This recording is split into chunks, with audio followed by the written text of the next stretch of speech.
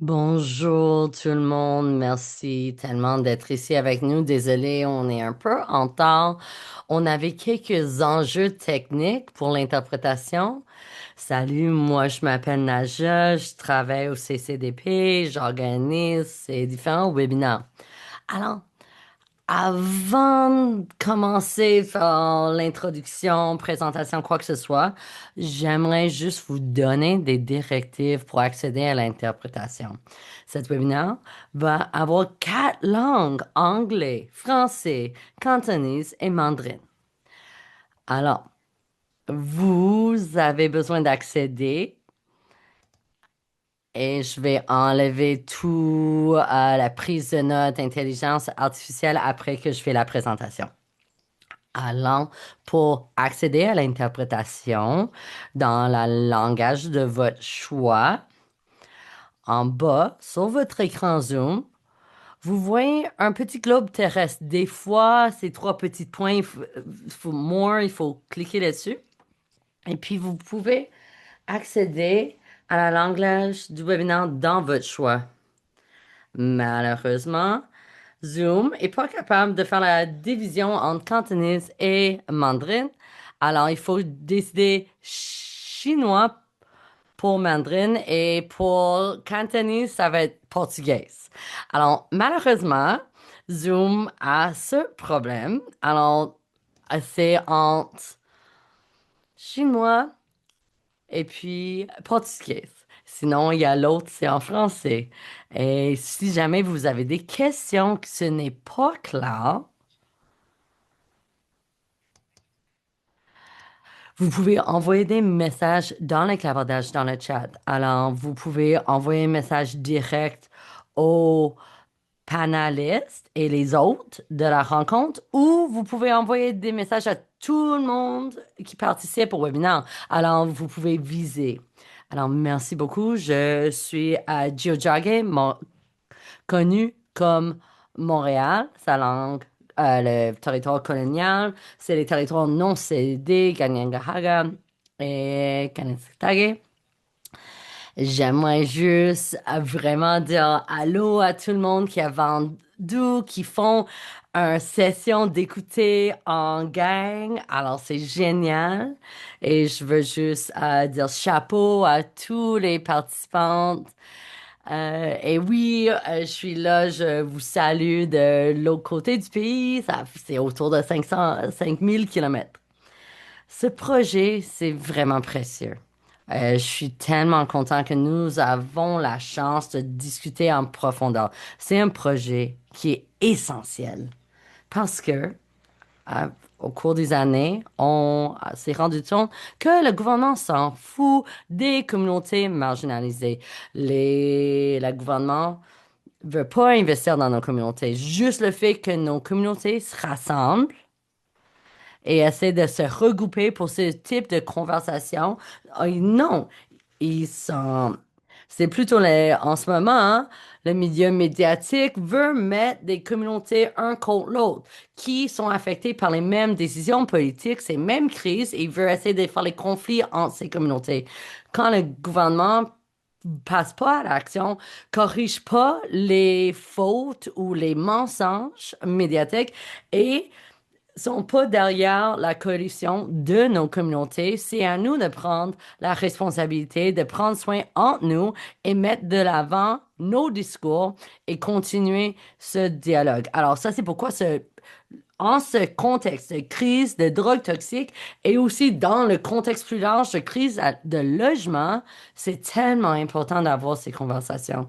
Je pense que c'est génial d'avoir les groupes des différentes communautés qui parlent plus chinois, dans les différents groupes des personnes migrantes, différents groupes marginalisés, qui peuvent avoir un dialogue de qu'est-ce qui a des impacts dans leur communauté, comment on peut construire ensemble, comment on peut travailler en solidarité et enlever toutes ces stigmatisations qui sont vraiment imposées sur nous. Je pense que c'est de reprendre le pouvoir. C'est des moments que nous sommes ici pour discuter ensemble. On appuie les personnes qui luttent contre les enjeux de logement, lutte contre la crise de drogue toxique, l'approvisionnement toxique des drogues, lutte contre le racisme.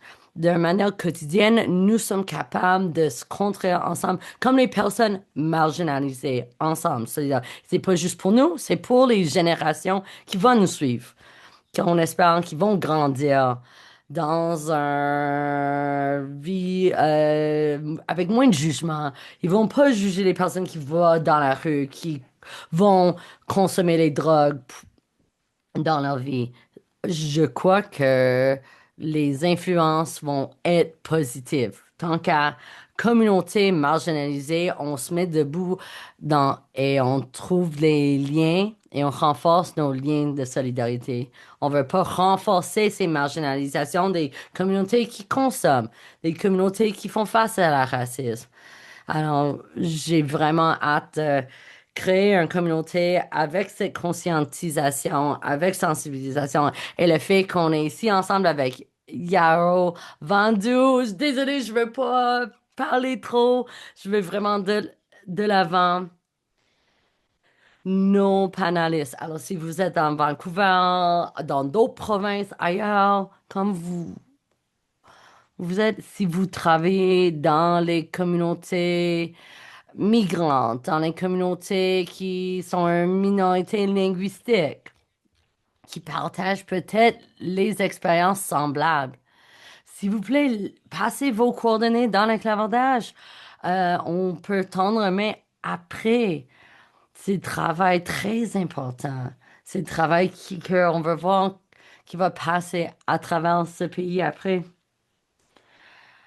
Je vais passer la parole à Liana, qui est notre animatrice pour la journée. Et merci beaucoup d'être ici. Merci pour votre temps et patience. Bonjour tout le monde, j'espère que vous m'entendez comme bien. Je m'appelle Liana Wag, j'utilise les pronoms elle et je joins des territoires Coast-Salish, Kwasilatus, Squamish et Musqueam. Toutes ces nations, c'est aussi euh, de l'Association de Fraser du Nord des métiers ici en Colombie-Britannique. Je sens c'est vraiment, on boucle une cercle avec cet webinaire aujourd'hui.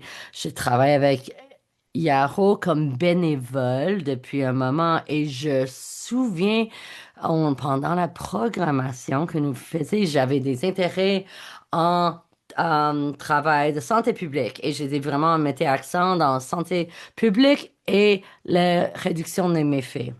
Moi, je- j'étais mes études et j'ai trouvé cet article, c'est comment est-ce qu'on peut imaginer un approvisionnement sécuritaire.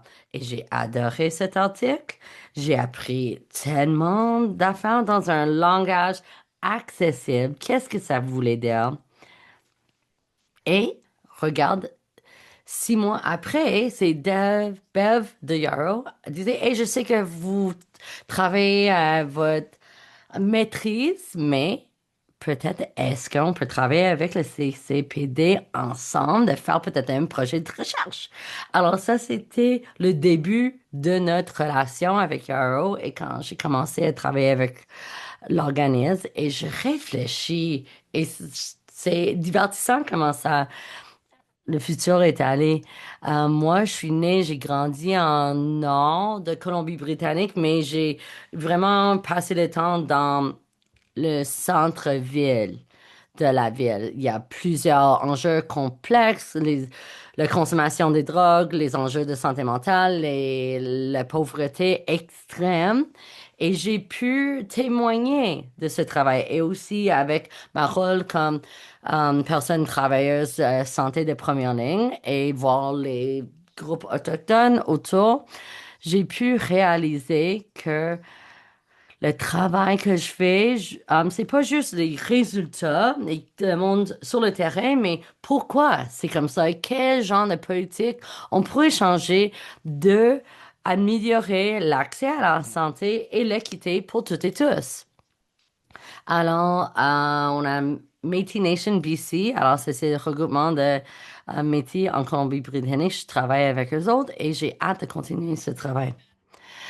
Salut tout le monde, je m'appelle Bev de Société Euro. On est basé sur le Chinatown, quartier chinois, dans les territoires non cédés des peuples Colishes, les trois peuples nommés principalement. Et moi, je travaille comme un employé matière opérationnelle depuis 2021. Ça fait autour de 5 ans. Et nous sommes là, on offre les services gratuits pour les personnes aînées chinois qui habitent dans cet quartier. Des personnes qui font face aux enjeux économiques importants. Ça, on parle, travaille sur les enjeux de logement, services alimentaires, les loisirs, les éléments artistiques, culturels. Ça dépend. C'est quoi nos capacités, le financement. Comme un petit organisme à but non lucratif, c'est les enjeux sur lesquels on travaille.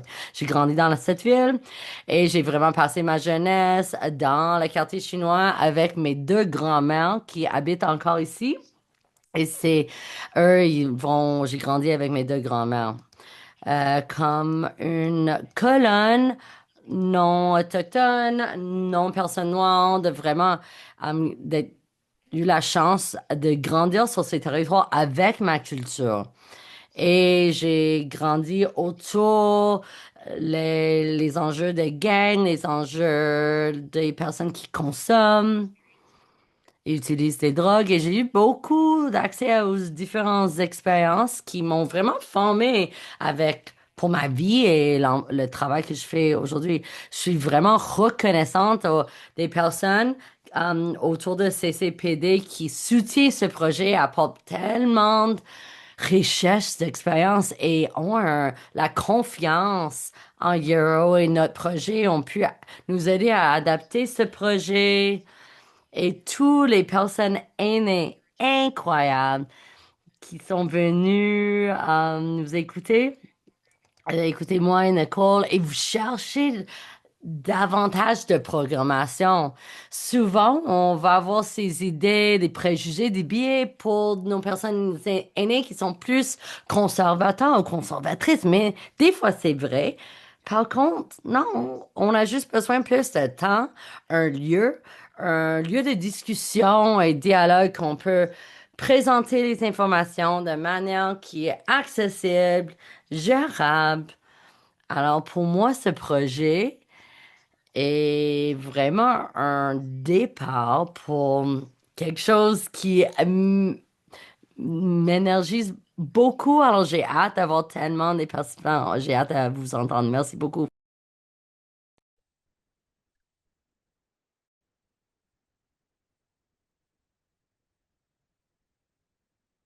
Je vais me présenter. Est-ce que vous m'entendez? Je m'appelle Nicole Luongo. J'utilise les pronoms elle. Je viens à l'origine de Vancouver, son nom colonial. Depuis 2024, je suis à Toronto. Et,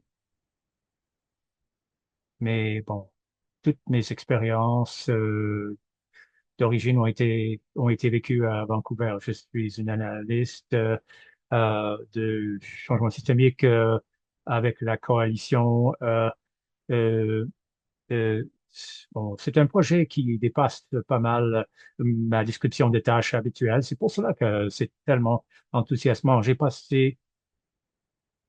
été utilisateur triste de drogue euh, criminalisé pendant plusieurs années à Vancouver, dans le downtown Eastside. Euh,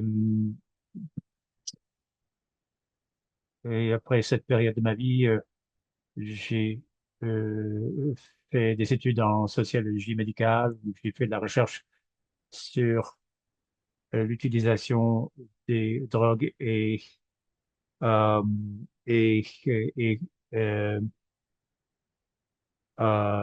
et comment on peut convertir ces comportements en euh, des, euh, euh, des comportements déviants et donc que cela ressemble beaucoup à, au traitement réservé dans les prisons.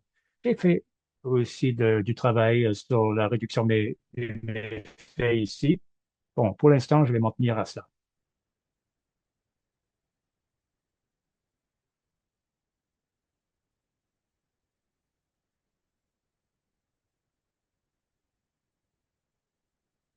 Merci, Nicole. Maintenant, nous pouvons entrer dans la matière. Nous avons déjà des questions à vous poser. Et donc, la première, c'est une question en deux parties. Pourquoi le projet a-t-il été lancé et quel besoin est comblé par ce projet? Quels sont les facteurs contextuels qui ont motivé CDPC à travailler avec des groupes de langue chinoise à Vancouver? Pourquoi est-ce que vous avez choisi ce partenaire aussi? Bon, pour ce qui est des détails pratiques, en 2024, nous avons constaté euh, la possibilité de demander une subvention. Michael Smith, une petite subvention qui porte sur le transfert des connaissances. On ne voulait pas produire des études euh, originales, mais on voulait prendre des résultats, les conclusions des études existantes et les rendre plus accessibles aux communautés. On voulait se concentrer sur quoi? Bon, j'étais à Vancouver à l'époque. À cette époque-là, bon, il y avait beaucoup de résistance aux méfaits, à la réduction des méfaits et au projet pilote sur la décriminalisation. Euh, il y avait beaucoup de mythes et de fausses informations sur toutes ces politiques, ces mythes qui circulaient un peu partout. Il était déjà question du fait que plusieurs populations non anglophones étaient exclues des discussions, du discours politique et des débats. J'apprends et je continue à apprendre par exemple, du South Asian Advocacy Network, un comité qui travaille avec les utilisateurs de la drogue. Donc, dans quelle mesure les populations non anglophones sont exclues? C'était suite à une controverse publique autour d'un site de consommation sécuritaire à l'hôpital de Richmond proposé. Plusieurs populations de langue chinoise n'étaient pas consultées ou impliquées. On sait que le manque d'accès aux données probantes est une barrière à la réforme de la politique en matière de drogue. Ce n'est pas la seule barrière, loin de là, mais il s'agit d'un facteur quand même. Et aussi, il y a l'enjeu moral ou éthique euh, que l'exclusion des immigrants, des populations racialisées, de ces conversations ne fait que reproduire les injustices historiques et actuelles. Donc, Léana vous a déjà dit que nous étions déjà communiqués et tous ces morceaux se sont mis en place. Et c'est cela qui a donné lieu au projet. Je connaissais déjà Bev. Je savais que tu avais déjà une longue histoire de défense des droits des utilisateurs de la drogue et aussi de défense de plaidoyer politique. Donc, c'était tout naturel de collaborer avec toi. Merci beaucoup. Euh, on passe à la deuxième question. Alors, pourriez-vous décrire la méthodologie, l'échéancier et la délégation des tâches associées avec le projet? D'accord, oui. Nous, nous préparons à publier aujourd'hui ou bientôt le rapport final. C'est un rapport un peu trop long, pas mal trop long, mais tout ce que l'on va dire aujourd'hui va donc escamoter pas mal de facteurs de détails. Si vous cherchez d'autres détails, vous pouvez aller lire le rapport intégral sur notre site web. Échéancier, méthodologie, bon, dans un premier temps, on voulait mettre l'accent sur la recherche comme point d'accès, point d'entrée pour la question au domaine de la réduction des méfaits et des sites en examinant les avantages, les bénéfices des bienfaits pour la santé de ces sites d'injection sécuritaire, donc de consommation sécuritaire. Euh, mais c'était un accent trop étroit. Euh, Souvent, le public croit que ces sites vont attirer la criminalité, le désordre et l'utilisation publique de la drogue. On sait que pour contrer ce discours, ce n'est pas suffisant de présenter des études sur ces sites. Je pourrais vous parler en long et en large sur la réduction de la transmission des maladies infectieuses, euh, grâce à ces sites, mais les gens vont souvent baser leurs opinions sur les émotions afin d'avoir un discours plus efficace sur euh, il faut donc comprendre pourquoi les gens ne se sentent pas en sécurité. Il faut donc parler de la pauvreté, de l'itinérance et d'autres formes de marginalisation. Et aussi, il faut parler de l'approvisionnement de la drogue euh, ou de non réglementé. Il est plus facile de prévenir que de revertir. Donc, il faut parler de l'interdiction de la drogue. On a utilisé les études sur les sites de consommation, mais ce n'est pas suffisant. On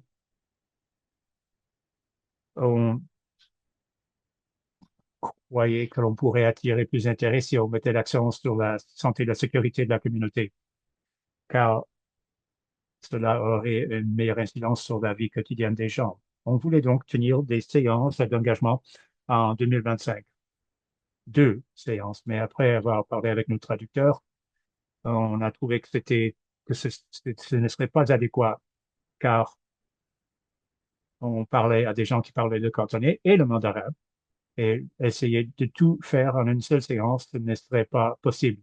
Donc, on a décidé de scinder le groupe de participants en deux. Euh, on a tenu une totale de quatre séances.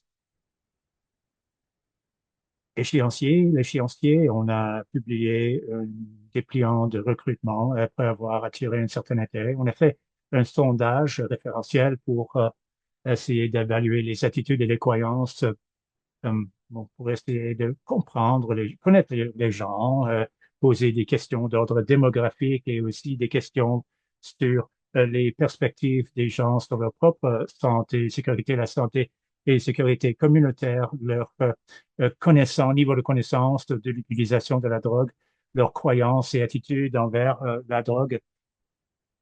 Ensuite, Liana a analysé toutes ces réponses. C'est cela qui a formé la base de notre première séance d'engagement, dont l'objectif était de favoriser de bonnes relations, surtout de bien comprendre ce que les gens aimaient ou ne pas aimaient de la vie dans leur communauté. Et donc d'essayer de faire une certaine collecte de connaissances pour essayer de ensuite effectuer la transition vers des thèmes plus associés de plus près avec l'utilisation de la drogue. Il y a eu un deuxième sondage, on a fait une analyse de ce deuxième sondage et on a produit quelques ressources. Et puis ensuite, à la deuxième séance, euh, on a tablé sur cela et on a parlé de la politique en matière de drogue. On avait déjà établi que les participants avaient déjà beaucoup de choses en commun avec les utilisateurs, déplacements, la marginalisation politique et socio-économique. Bon, ils partageaient beaucoup d'éléments. Les deux, il y avait un manque d'accès aux transports en commun, problème avec l'accès aux toilettes, un sentiment d'exclusion plus généralement. On a donc parlé de la politique en matière de drogue et de ses intersections avec ce vécu. Peut-être que les gens faisaient face à ces problèmes en consommant des substances. Ensuite, on a fait un troisième sondage où on a analysé certains des résultats. On va vous en dire beaucoup plus dans qui suivra de cette séance. On savait dès le départ que euh, on voulait présenter un certain argumentaire pour une méthodologie que l'on pourrait reproduire ailleurs. C'était un petit projet pour l'instant dont l'objectif et la finalité n'était pas seulement de rencontrer les participants, mais aussi d'essayer de tirer certaines leçons et de voir ce qui pourrait être réplicable ou reproduisible ailleurs avec d'autres communautés. C'est tout pour l'instant. Merci beaucoup, Nicole. Je sais on aime ça, on aime beaucoup nos sondages, mais ces sondages ont permis de jeter les bases de la prochaine séance. Ensuite, une autre question. Quelles sont les principales conclusions du projet en matière de la dynamique de groupe, des décisions processuelles, des stratégies de communication efficaces et des résultats aussi inattendus? Euh, bon, il y a beaucoup à dire là-dessus. Bev, est-ce que tu voudrais nous présenter un résumé sur comment les participants te connaissaient déjà? Parce que ça, c'était comme l'élément de base. Oui, je peux parler un peu de cela. Bon, pour ce qui est de la dynamique de groupe, j'ai fait un appel ouvert aux aînés que nous desservons chez Yarrow pour voir qui était disponible pour assister à ces séances. On a reçu environ une douzaine d'aînés qui ont rempli les sondages et qui ont assisté pour la plupart aux deux séances et étaient assez enthousiastes. Euh, Même après la première séance, plusieurs de ces aînés, je les connais depuis plusieurs années, car je travaille depuis quelques années déjà chez Yarrow ou ailleurs. Il y en a d'autres que je connaissais moins bien, mais je crois qu'ils euh, ont, ils avaient une certaine confiance à mes autres collègues et ils s'intéressaient. Euh, Ils avaient un certain intérêt pour la politique en matière de l'utilisation de la drogue et d'autres s'intéressaient surtout pour les différentes possibilités d'éducation. Ils voulaient donc pouvoir sortir de chez eux. J'ai trouvé les dynamiques de groupe, c'était impressionnant. J'ai vu que certaines personnes ont été plus à l'aise de se mettre de l'avant, de parler davantage. On a vraiment pris le temps d'essayer d'aller vers certaines personnes, de leur encourager à parler. Pendant les périodes de pause, les pauses de dîner aussi, on a pu avoir des conversations vraiment qui portait fruit avec différents aînés. Des fois, c'est dialogues plus qui sont moins formels. Ça laisse sortir des réflexions. Les différentes personnes aînées ont partagé qu'est-ce qu'elles ont vu dans les nouvelles. C'est quoi les effets personnels de la consommation qui existe autour d'elles. Vraiment pu partager les discussions qu'elles ont entre les amis. C'est quoi cette perspective des personnes qui consomment les drogues et c'est quoi les impacts? Et on a pu construire une relation de confiance avec les personnes aînées. Ils ont vraiment vu une école comme un expert dans ce sujet, même s'il y avait certains étaient désaccords sur les enjeux de consommation supervisée ou étaient moins convaincus avec la politique sur l'importance d'avoir un approvisionnement des drogues plus sécuritaire, était toujours là pour respecter sa point de vue et l'écouter. On n'essaie pas de s'approcher des enjeux de convaincre les personnes ou de faire semblant que c'est nous les experts et que nous sommes les personnes qui connaissaient tout. Alors, peut-être ça a aidé d'être capable d'arriver au point d'égalitaire, que c'était pas juste donner l'information, c'était un lieu de partage. Certaines personnes aînées sentaient peut-être plus cette compassion ou l'empathie Quand Nicole a pu partager son expérience personnelle avec la consommation des drogues illégales. Et puis aussi comment ça allait avec son historique d'éducation et son éducation formelle. Et moi, évidemment, il y avait des enjeux de pouvoir intenses. Moi, j'étais la seule personne blanche dans la salle. Alors, j'arrive comme officielle, plus professionnelle de la santé parce que j'ai mon éducation formalisée, la maîtrise. Et j'ai essayé de mettre ça un peu en arrière-plan. Parce que je voulais pas arriver pour instruire ou insister aux personnes pourquoi leurs croyances sont mauvaises. Je voulais pas que ça soit un échange unidirectionnel. Alors j'essaie de garder ça en tête, vraiment d'être consciente de ces dynamiques de pouvoir. Moi, j'ai pu voir c'était apparent pour moi les enjeux de confiance et les relations de confiance qui existaient déjà dans l'organisme Yaro, ça a tout changé. J'ai commencé la discussion en train de parler de qu'est-ce qu'on pourrait faire de rendre tout le monde plus à l'aise et en sécurité. Oh, et on a partagé, j'ai fait un peu de présentation, mais puis j'ai donné le rôle aux participantes. Et qu'est-ce que le monde aimerait pour être plus en sécurité? Et le monde me regardait sans rien dire. Ils disaient, non, non, on est en sécurité. On est à Hierro. On est ici, entre nous, on est en sécurité. Et puis j'ai compris, ça a frappé que c'est important, ce sentiment de sécurité. Et les participantes avaient des relations entre eux. Il y avait plusieurs qui ont déjà assisté à beaucoup de la programmation. Alors, le fait qu'il y avait ces dynamiques interpersonnelles préexistantes, ça a vraiment facilité. Il y a toujours les personnes qui sont plus à l'aise de parler davantage, d'autres personnes vont plus écouter et c'est dynamique.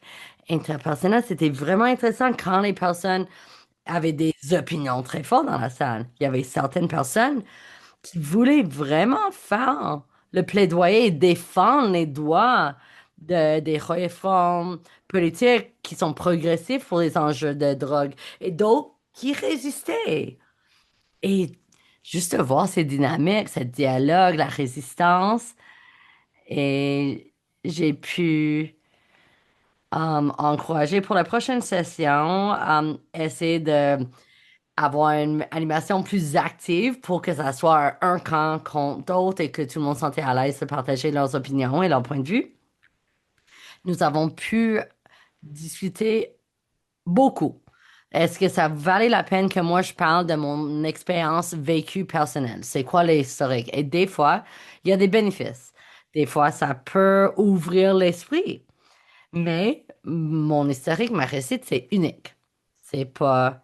Il y a beaucoup de personnes qui ont l'expérience de la consommation des drogues criminalisées qui vont pas aller euh, vers un système d'éducation formel.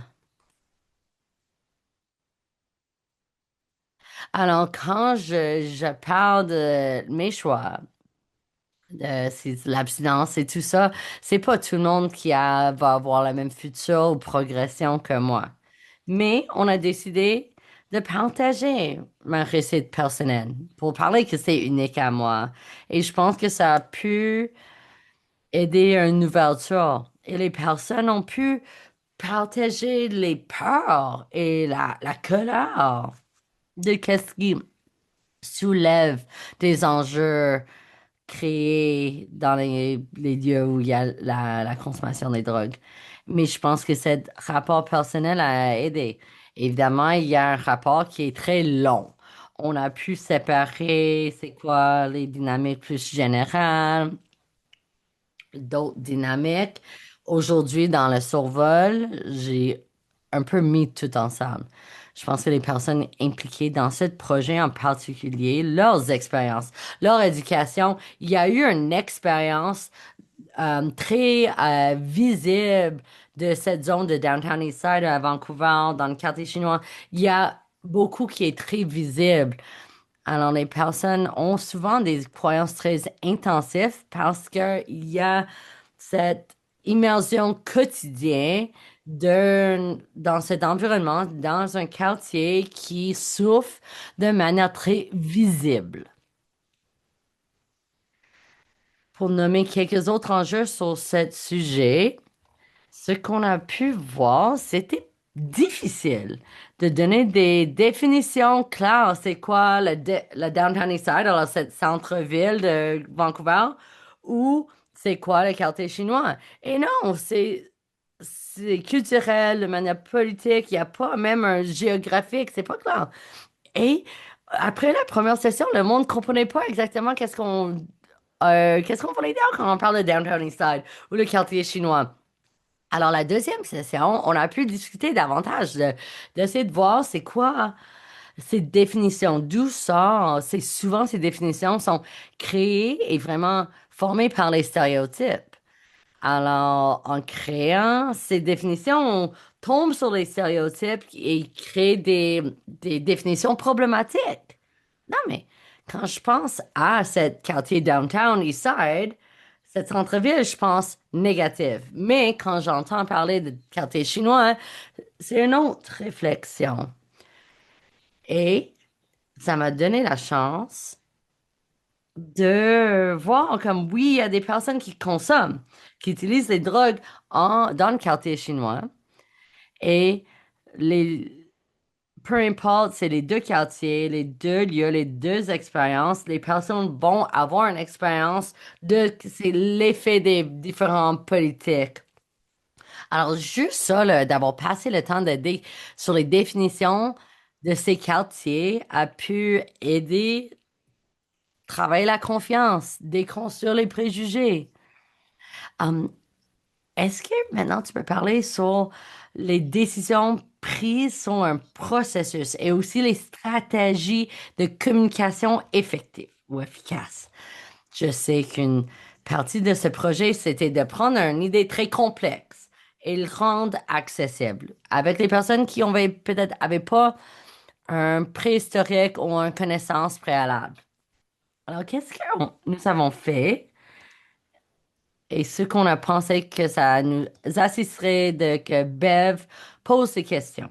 C'est quoi les enjeux quotidiens et les participants avaient une confiance que Bev connaissait aussi ces dynamiques de quotidien. Et à moi, est-ce que tu peux de parler de ton travail de terrain, de comment vous avez posé ces questions? Alors, ces questions de base que nous avons posées, de parler comment le monde, c'était quoi leur vécu dans le quartier chinois, c'était quoi les points forts, les points faibles, qu'est-ce que le monde aimait, aimait moins. C'est quoi les lieux fréquentés, majoritairement, c'est quoi leur réseau de soutien. Ça, c'est un peu le base qui ont pu mettre la table pour parler après de la consommation ou l'utilisation des drogues ou certains types d'utilisation. Euh, on a pu élever des différents enjeux systémiques que certaines personnes qui habitent dans ces quartiers ou des personnes aînées qui expérimentent. Peut-être c'est des enjeux de logement, un manque de toilettes publiques, la lutte de juste vivre sur un revenu de base non variable. Et puis leur relation qui passe ces différentes frontières à travers le quartier.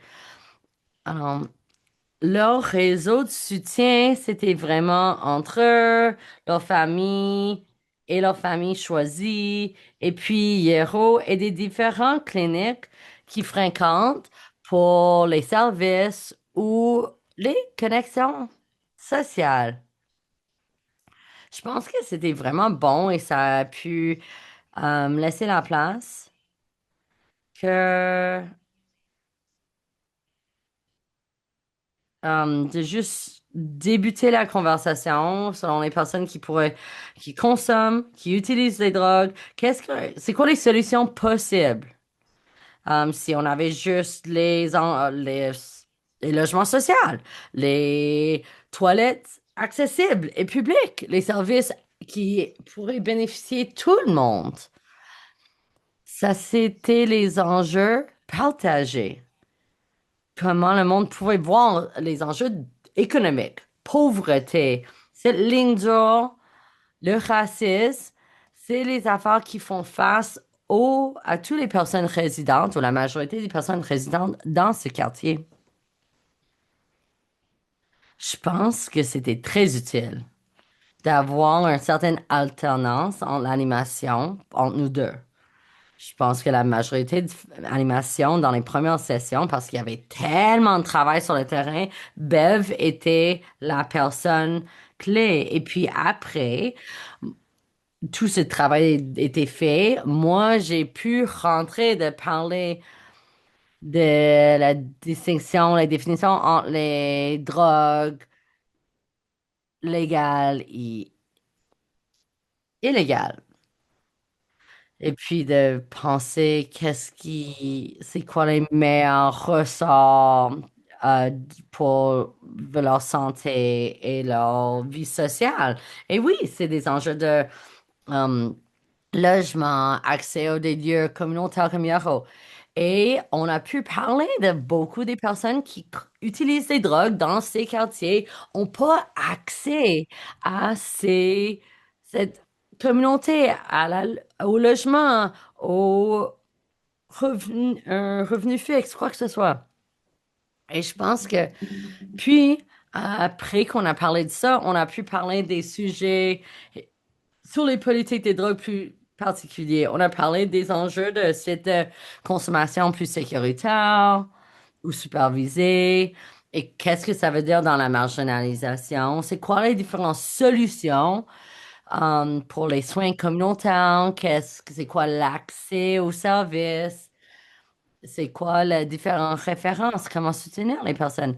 Mais on voulait pas juste mettre les sites de consommation sécuritaire comme la seule solution, peu importe les participants et leurs expériences, parce que c'est pas les seules solutions.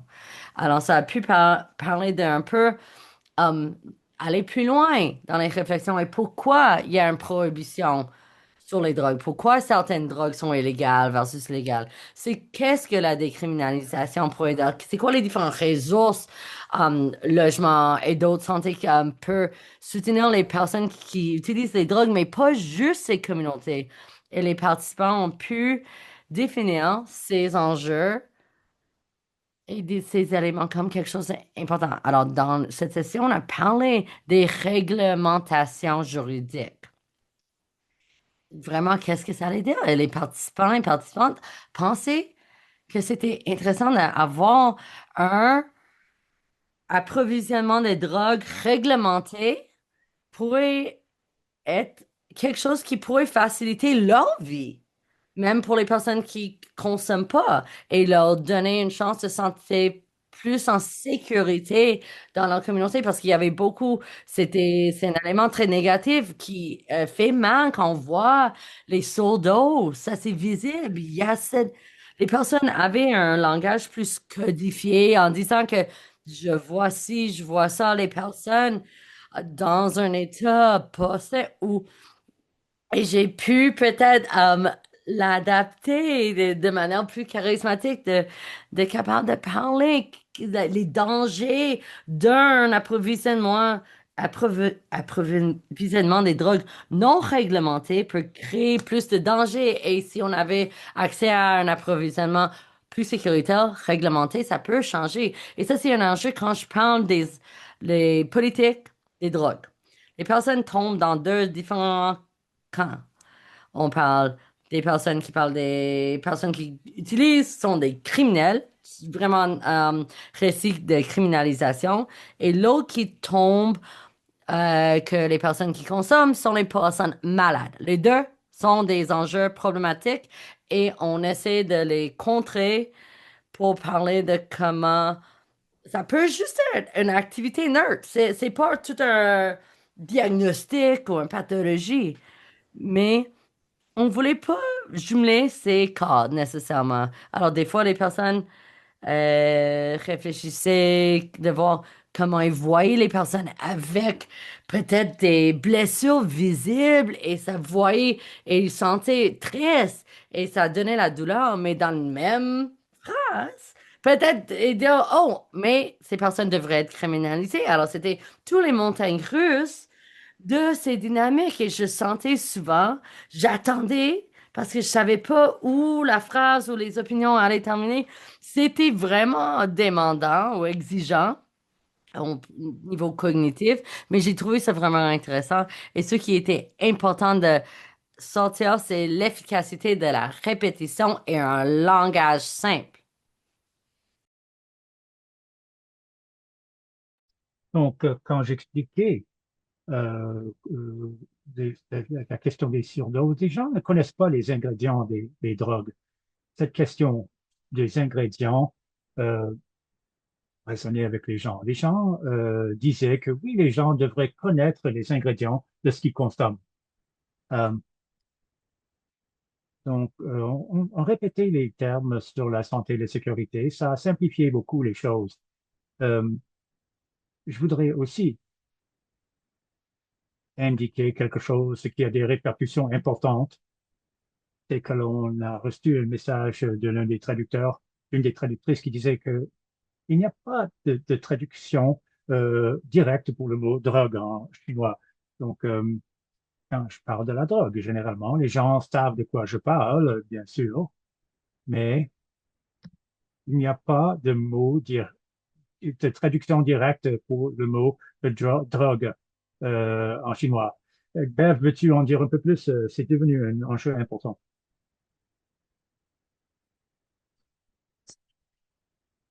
L'interprète s'excuse, mais nous avons perdu le signal de Bev. C'est quelque chose que nous avons vu chez Yarrow et avec la communauté chinoise en général. Quand on parle de la drogue, généralement, on va utiliser le mot médicament, le mot pour médicament ou le mot pour poison.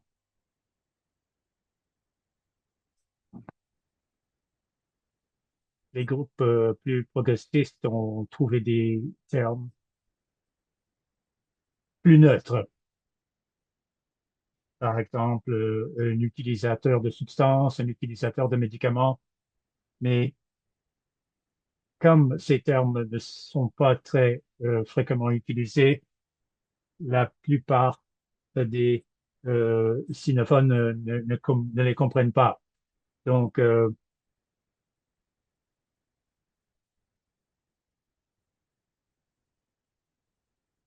les termes utilisés aussi pour décrire les utilisateurs de drogue sont un peu plus négatifs et plus communs. On pourrait utiliser le mot des junkies, des personnes qui sont accros à, dépendants de la drogue, euh, ce qui indique un peu leur perspective sur la chose.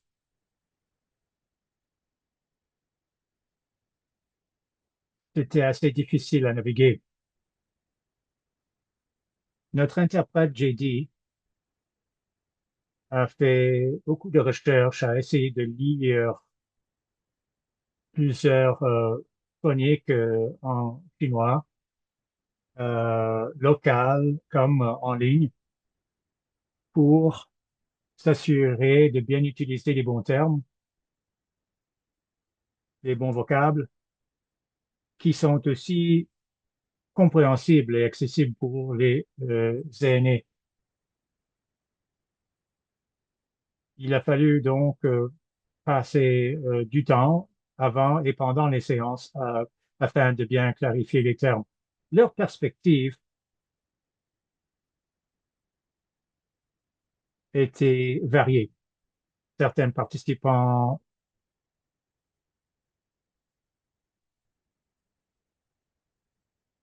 n'étaient pas d'accord que la drogue pourrait être un médicament pour certaines personnes.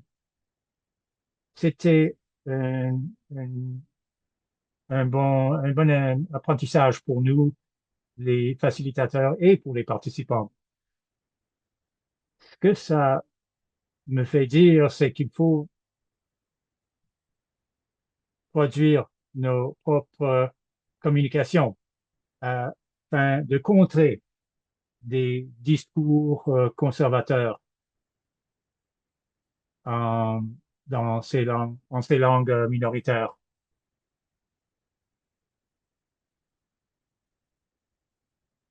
C'est qu'il n'y a pas beaucoup d'avis contraires qui sont publiés. Je vois que Kelly a placé dans le chat un commentaire très utile. Merci Bev, merci Nicole. Nicole, est-ce que tu voulais ajouter autre chose? Nous arrivons vers la fin de notre séance maintenant. Dans quelle mesure les conclusions du projet sont-elles euh, reproduisibles avec des communautés chinoises ailleurs au Canada? Euh, je ne sais pas, ou, parce que je ne les ai pas vraiment connues, ces communautés. C'est pas en profondeur, en dehors du quartier chinois de Vancouver. Mais en voyant un peu le discours que l'on voit en ligne, que l'on voit ce qui se passe à Burnaby, à Richmond, il y a beaucoup de controverses autour, chez les sinophones, euh, autour de la question des sites supervisés. Euh, et je crois que les conclusions de ce projet seront quand même utiles pour d'autres groupes sinophones ailleurs au Canada, comme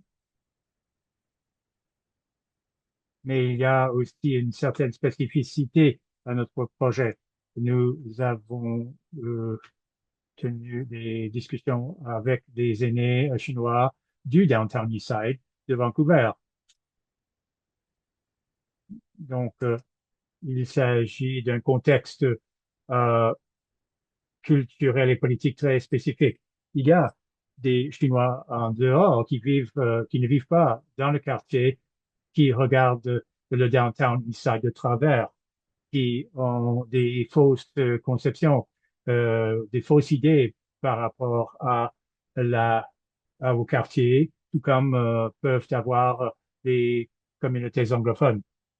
Euh, donc, en général, je trouve que les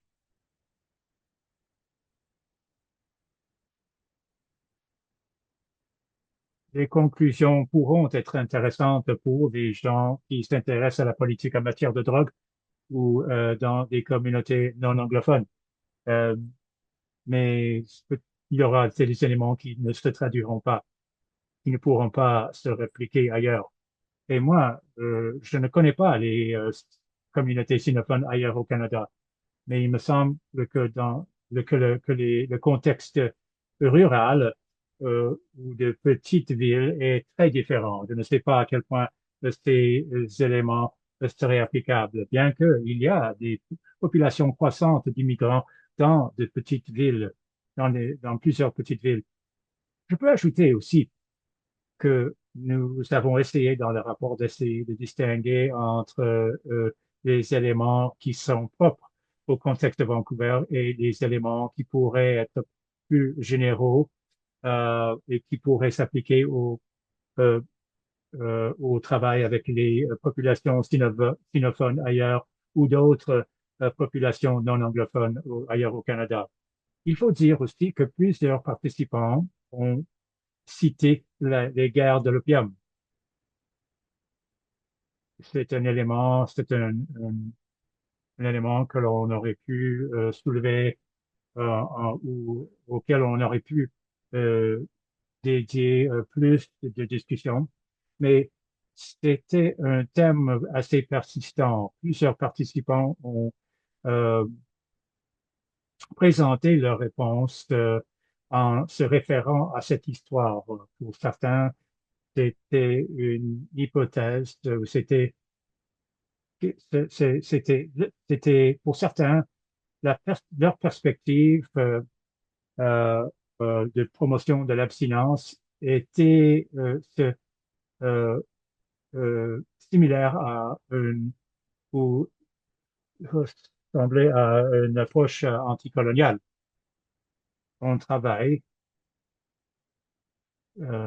effectivement, la politique en matière de drogue peut être un outil de l'impérialisme, mais pour les participants, l'abstinence faisait partie de cette lutte anticoloniale. Ce n'est pas quelque chose qui sera propre uniquement à Vancouver, c'est quelque chose qui se trouve peut-être de façon plus spécifique à Vancouver, mais c'est quelque chose qui se trouvera aussi ailleurs.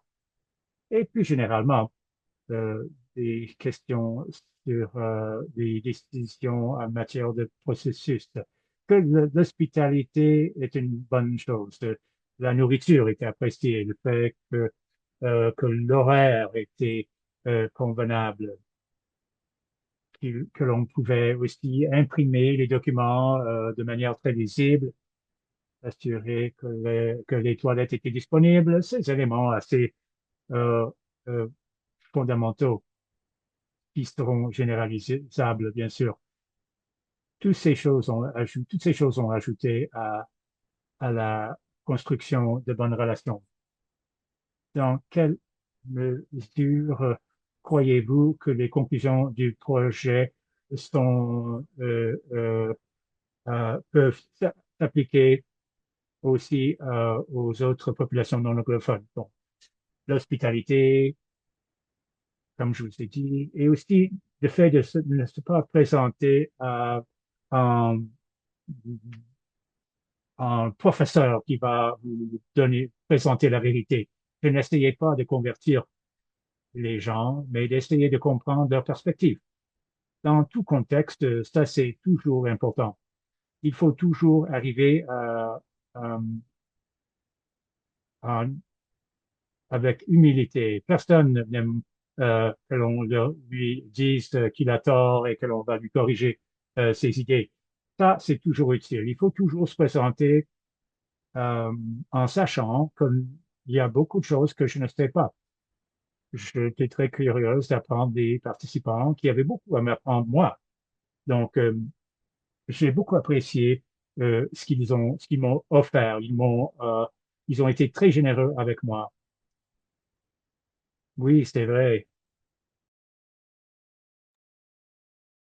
Merci, ça semble que c'était, on a pu vraiment essayer de créer une expérience de co-apprentissage. Alors, bonne réussite. Et maintenant, je vais passer la parole à Naja pour peut-être nous animer dans quelques questions des participants de notre public avant la fin. Est-ce que vous m'entendez? Excellent. Nous avons reçu juste une question jusqu'à date, mais je vous invite de continuer de parler. On peut traiter des questions parce que les personnes peuvent continuer à rajouter vos questions et commentaires et on va passer à travers, mais je vous encourage que c'est pas juste ça.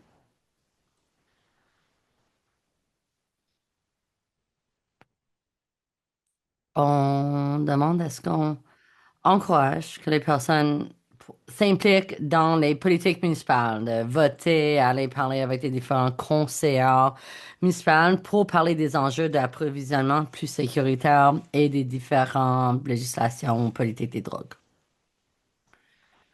Bev, est-ce que ça c'est une question pour vous de voir est-ce que vous mobilisez les personnes ailleurs autour de ces enjeux? Euro, c'est pas une affaire officielle qu'on demande aux personnes aînées d'aller voter ou parler aux membres du conseil sur les enjeux d'approvisionnement sécuritaire ou les politiques sur les réductions de méfaits. C'est plutôt de manière organique, générale.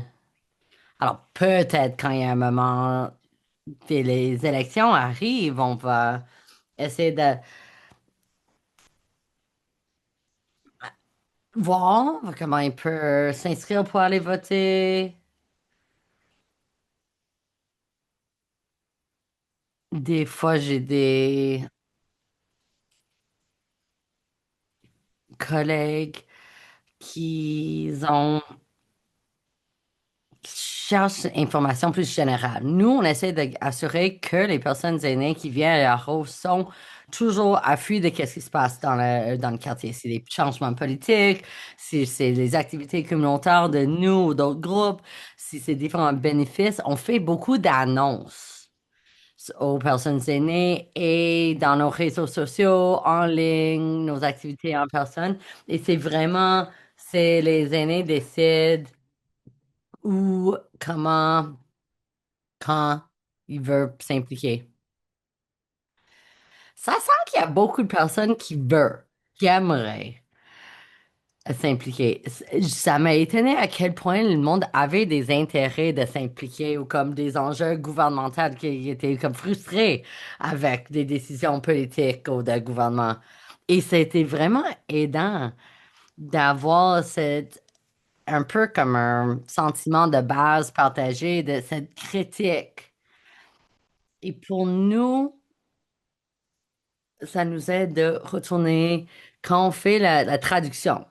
Quand JD et Bev, nos personnes traductrices, à bien documenter, d'assurer qu'on pourrait avoir une traduction consistante. Souvent, les affaires au niveau provincial, différents niveaux gouvernemental et aussi des autorités en termes de santé vont pas avoir des traductions consistantes. Alors, les mots sont partout. Des fois, c'est vraiment mal dit.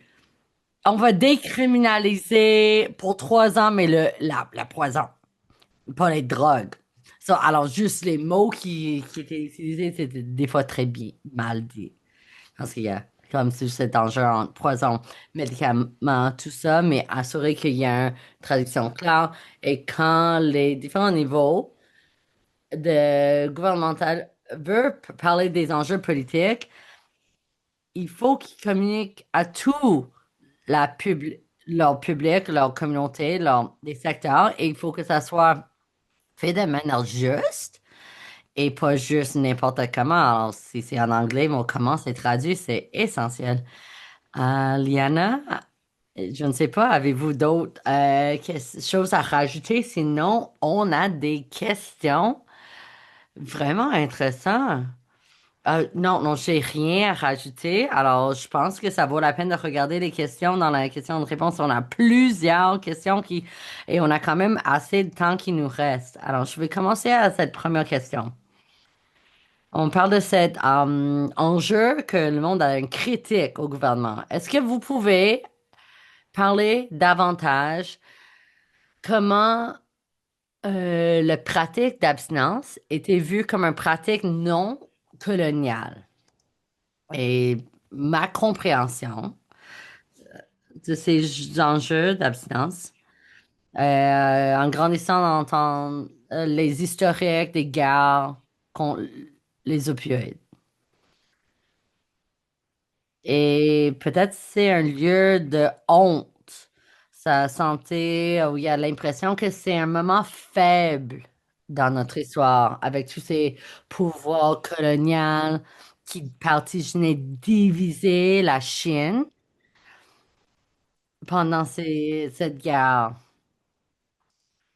Et c'est comment j'ai entendu parler par les membres de ma famille et des différentes personnes aînées. Et si les personnes chinoises n'ont pas commencé à fumer ou faire l'échange et la commerce des opioïdes, peut-être on n'aurait pas tombé au pouvoir autant aux enjeux coloniaux. Alors, il y a peut-être ce sentiment contre la drogue que vous vous rendez faible, vous serez faible. Si vous consommez, si vous utilisez les drogues, vous allez changer votre corps, votre esprit, vous êtes vu comme plus faible. Et c'est vraiment l'historique de ces des guerres de l'opium. Et c'était souvent soulevé, et Claire l'a nommé, ce moment de guerre. Et on voyait que certaines personnes chinoises voyaient que c'était utilisé comme une arme de guerre, une arme pour colonialiser davantage. Et je pense que ça peut vraiment influencer, former des croyances. Et ça, c'est des fois maintenant un cadre, une vision des personnes qui consomment les drogues, que vous avez pas assez de pouvoir ou la force d'arrêter votre consommation ou juste pas commencer des débats. Mais il y a aussi ces sentiments de un sympathie, même que des fois ça peut être un sentiment un peu problématique, la sympathie. Mais je ne sais pas si ça répond à votre question sur la colonialisation, cette idée coloniale de l'abstinence. Et j'ai un suite à cette question.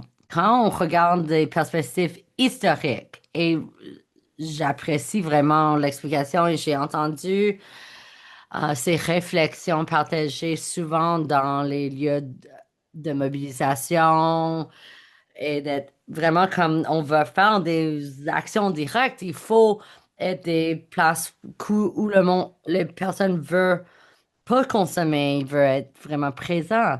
Et comment nos politiques des drogues au Canada peuvent fonctionner dans un spectre de colonialisme, de contrôler la population. Et je me demandais si les perspectives de l'historique des politiques des drogues au Canada pouvaient apporter les opinions nuancées à cette compréhension, comment ça faisait partie de cet apprentissage ou l'analyse.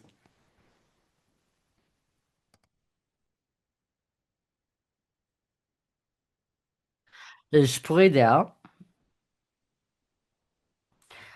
c'est l'acte à la loi 1908. On a parlé de cette loi sur l'opioïde.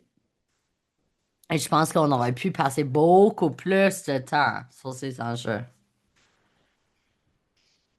Mais on se souvient d'être négligé par le gouvernement. Et les guerres de l'opium, il y a ces souvenirs. Et puis, il y a les émeutes sur les enjeux de race contre les personnes asiatiques dans ces années 1900. Et puis, la loi sur les opiums. C'est vraiment, ça sort de, c'est quoi cette négligence gouvernementale. Désolée, j'ai un peu la misère de l'expliquer parce que c'était pas, moi, j'ai pas planifié ces conversations suffisamment pour mieux participer parce que j'anticipais pas l'importance de cette conversation et on a discuté de l'avance. Peut-être ça va être trop compliqué parce que c'est des enjeux complexes et on ne savait pas si nous serons capables de continuer nos discussions si on parlait de ces enjeux. Et ça, c'est dans les apprentissages de notre rapport. On a vraiment appris, on aurait pu passer plus de temps sur ça. Je pense que c'était difficile de vraiment cibler qu'est-ce qu'on voulait discuter, c'était quoi le temps que nous avons comme qui était disponible dans les sessions limitées. Et j'ai parlé avec Liana et Nicole sur ces enjeux que peut-être ça manque de temps. Et je pense qu'on aurait pu discuter davantage l'historique canadienne sur la prohibition. Et comment ça fait partie d'un historique colonial du Canada, surtout quand on parle de contrôler les peuples autochtones. Jusqu'à aujourd'hui, c'est des politiques courantes. Je dirais dans une vision future, on va le refaire et on pourrait inclure et avoir plus d'accès ou plus d'informations sur les impacts des personnes autochtones ici, au Canada. Parce que beaucoup de nos conversations pendant certaines réunions que nous avons eues avec des différents aînés chinois, quand on parlait des... Qu'est-ce qui se passait avec les pensionnats autochtones, les racismes qui sont particuliers aux personnes autochtones. Il y a beaucoup d'empathie. Des fois, le monde sont même choqués, surpris parce qu'ils connaissaient pas la profondeur ou l'historique de ces enjeux. Et puis, peut-être ça pourrait offrir davantage de contexte. Mais c'est un enjeu difficile parce que si on inclut ces enjeux politiques et l'historique colonial, les guerres sur les opioïdes, il y a beaucoup, c'est un long processus. Et je pense que peut-être une autre raison pourquoi on a décidé que c'était trop d'inclure, il y avait un- un délai limité. On avait juste un certain niveau de temps. L'objectif de ce projet, c'était pas de avoir l'accent sur ces enjeux. On voulait faire la promotion de santé et sécurité dans la communauté de ce quartier chinois. Alors, c'était vraiment dur de savoir comment balancer. C'est quoi le session le plus long qu'on était capable de... Et combien de sessions? On pouvait faire 3 heures par session, 2 sessions, et puis on s'est reconnu que tout passait à travers la traduction. Et on voulait vraiment laisser beaucoup de temps aux discussions. Alors, on voulait pas avoir trop de contenu, mais vraiment plus de temps pour privilégier les discussions. Alors, il y avait plusieurs différents crins. On a fait le meilleur choix qu'on pensait à faire au début, mais après nos expériences, peut-être on aurait pu changer nos priorisations. Merci, OK, ça continue. Il y a un mélange des questions où je veux répondre aux enjeux dans le clavardage. Alors, c'est les opportunités pour la solidarité entre les différentes communautés. Je pense que ça, c'est un des objectifs finalisés pour ce genre de projet. On commence dans nos propres communautés, on commence à dialoguer, et puis veut voir comment on peut utiliser cette même formule ou adapter cette, ces pratiques pour avoir ces conversations ailleurs dans notre communauté et puis briser ces silos et rassembler entre nous. Quand les personnes comprennent mieux l'historique, je pense que la relation avec d'autres groupes qui partagent un historique semblable, on peut augmenter la solidarité entre ces groupes. Mais avant ces pratiques, quelqu'un a posé la question sur le sujet de résistance, des mondes qui sont résistants à même débuter ces conversations ou ces dialogues. Il y a une question de Brandon. Poser la question, comment ça fonctionnait le dialogue entre les membres de communauté dans Edmonton, le quartier chinois? Le monde ne veut pas parler des enjeux de consommation, les enjeux de politique autour des drogues, et il veut même pas humaniser ces membres de la communauté. C'est une apathie totale. Et comment avez-vous une idée de comment vous avez débuté ces dialogues et commencé à ouvrir l'intérêt à ce sujet quand le monde était réticent? C'est quoi ce moment de ouvrir avant qu'on commence même à parler de l'historique? L'interconnectivité, la solidarité en communauté, c'est quoi le point de départ de la brise-glace pour commencer ces conversations?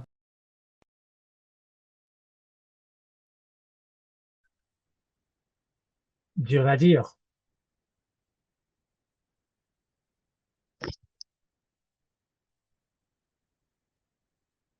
Plusieurs clients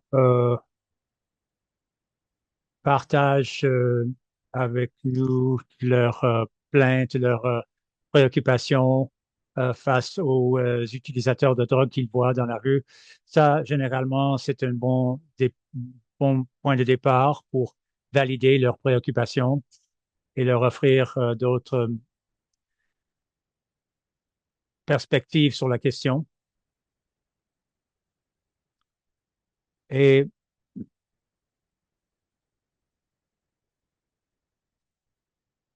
Je crois que moi, j'ai peut-être la parole un peu plus facile que d'autres, donc je pose des questions. Je, ne- je n'ai rien contre le fait de stimuler la controverse à la table euh, autour de la politique en matière de drogue. Mais les affiches, quand elles sont présentes ou quand on porte un T-shirt d'un groupe d'utilisateurs de drogue, parfois ces affiches fonctionnent sur le EDI, par exemple. Les gens posent des questions. Même s'ils ne sont pas d'accord, ils vont poser des questions. C'est une bonne façon de lancer le débat, de donner le ton à la conversation, mais de manière plus subtile.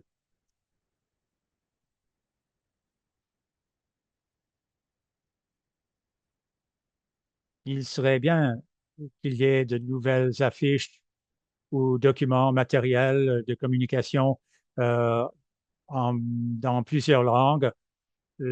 En plusieurs langues, je ne sais pas si c'est possible, mais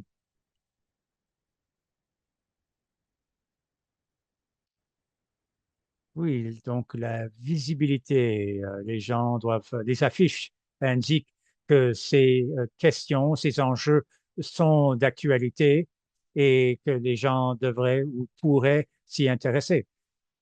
La visibilité euh, crée une certaine conscience de ces enjeux chez les gens et suscite cette conscience et leur rendra peut-être plus apte ou susceptible à vouloir en parler. D'autres commentaires sur cette question? Je vais dire quelque chose qui est souvent efficace. Quand on parle des gens et leurs euh, attitudes négatives envers le gouvernement, cette colère que les gens peuvent avoir envers le gouvernement euh, peut être utile. Souvent, les gens euh, vont utiliser leur colère contre les gens plus faibles qu'eux. Mais si on peut rejoindre ces gens dans leur colère, ça peut être aussi être une façon utile de susciter leur intérêt pour ces questions. Je n'ai pas pu assister aux séances présentielles, euh, mais en se servant de termes très simples comme les ingrédients, cela nous a permis, ça, c'est là où les participants ont commencé à comprendre ou à adopter une attitude un peu solidaire et à mieux comprendre notre message. Merci à tout le monde. Je vais répondre à une autre question brièvement. Si le rapport comprend des, euh,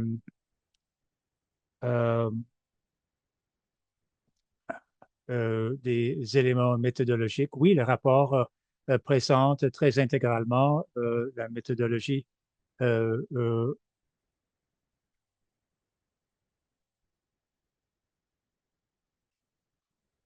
cette méthodologie a par contre été adoptée ou créée en collaboration avec une communauté euh, précise et donc il y a peut-être des éléments qui ne vont pas se traduire bien dans d'autres contextes. Je réponds pour Nicole à cette dernière question, cette dernière qui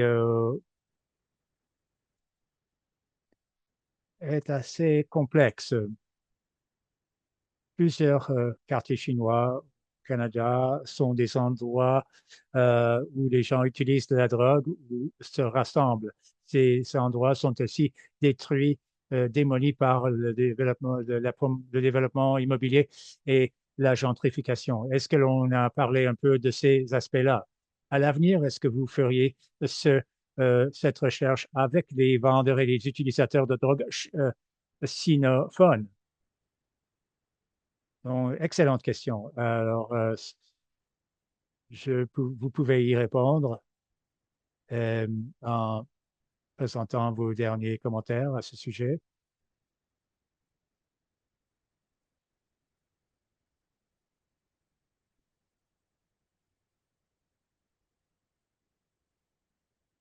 J'aime beaucoup cette question.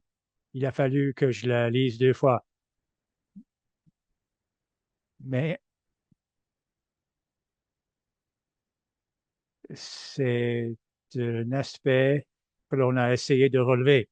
Les quartiers chinois, le Downtown East Side, les utilisateurs de drogue, ce ne sont pas trois communautés euh, en vase clos. Au contraire, nous vivons tous dans ces communautés, toutes et tous, et parfois on a plusieurs de ces identités en une seule personne. J'ai parlé avec des gens, des sinophones, entre autres, euh, notamment. Euh, il y a des sinophones qui utilisent de la drogue et qui sont effacés, qui sont marginalisés à plusieurs niveaux, dans leur famille, en famille, dans la communauté, auprès du gouvernement.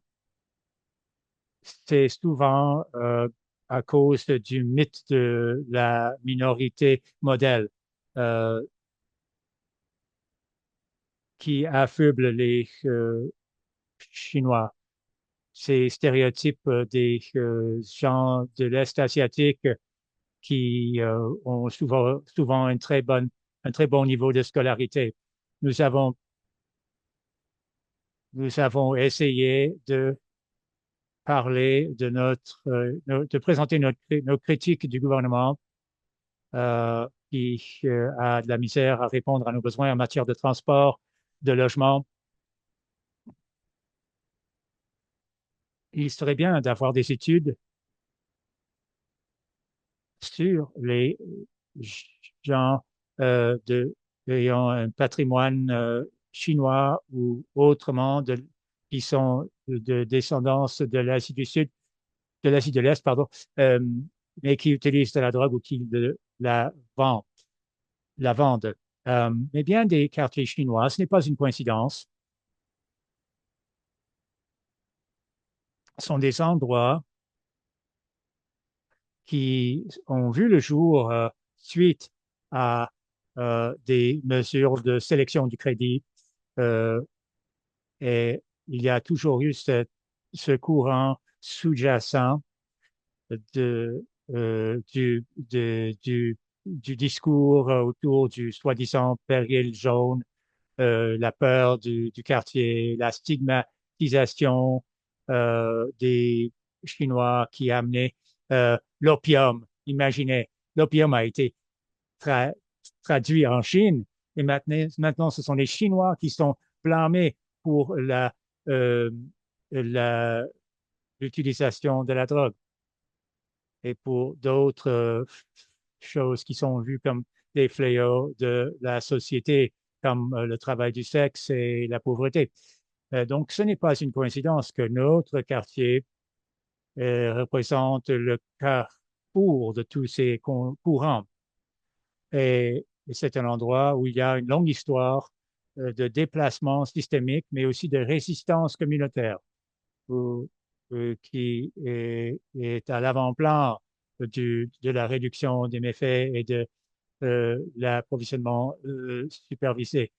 Ces gens qui ont dû lutter contre l'administration Harper et tous les gens qui les ont emboîtés, qui leur ont emboîté le pas. Je n'ai pas beaucoup à ajouter à ce sujet. Je trouve que cela résume très, très bien mes idées ou mes pensées. Je dois insister sur l'importance que Bev euh, la, euh, soit la porte-parole de tout cela. Euh, je ne pourrais pas dire ce que Bev vient de dire. Euh,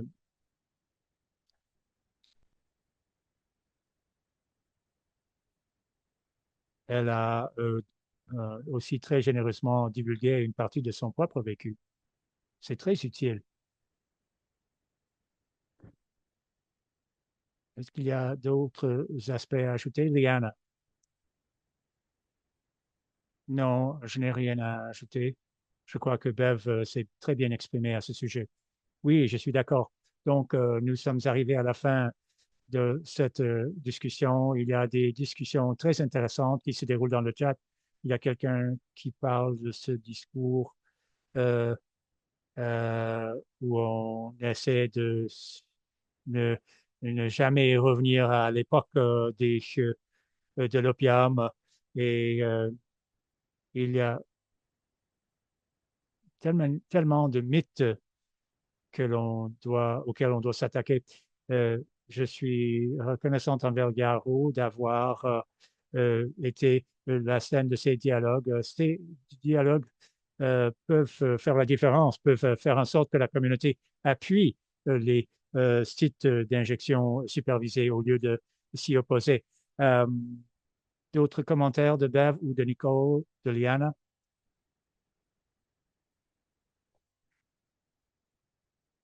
Merci. Yarrow, Bev, Liana et tous les participants du projet. Nous, il y aura d'autres nouvelles. Le rapport sera publié. Le rapport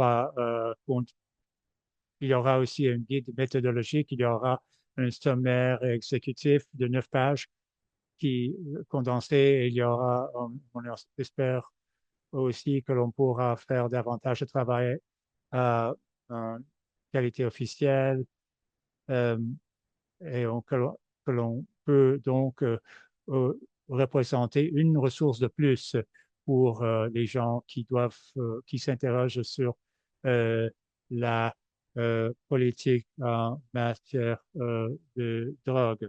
Merci, Garo, euh, Vandu et tout le monde d'avoir participé dans ce dialogue. Merci à nos interprètes qui ont fait en sorte que cet événement et son enregistrement seront disponibles dans les 4 langues.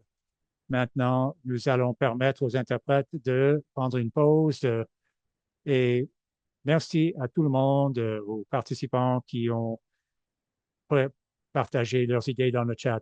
Bonne fin de journée. Nous nous voyons bientôt.